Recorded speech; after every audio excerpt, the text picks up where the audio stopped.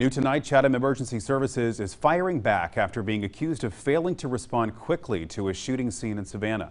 WSAV's Brian Gallagher has more about what happened that night after speaking with Savannah Fire and CES. Something that has bothered me literally all day.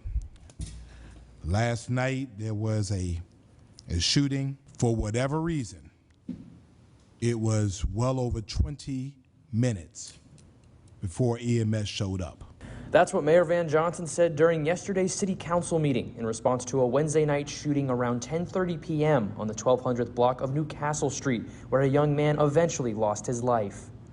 And I understand might be other things going on, but in this case, we had somebody who was critically wounded.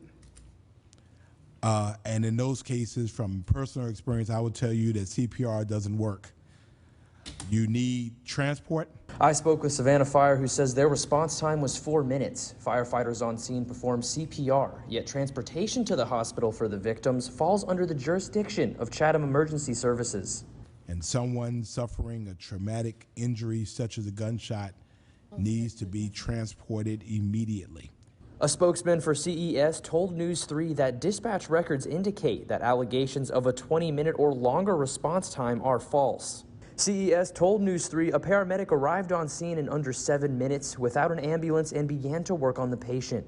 CES says an ambulance arrived 9 minutes after the paramedic because 5 ambulances were dropping patients off at hospitals while others were still on calls. CES says it's important to note that the gunshot victim had no vital signs during the paramedic's initial assessment. Meanwhile, the mayor wonders if changes are needed. And if we need to make adjustments, there has to be some sense of reliability. Reporting in Savannah, Brian Gallagher, WSAV News 3 on your side. And Chatham Emergency Services says the paramedic performed heroically because she was met with a hostile crowd in an extremely dangerous situation.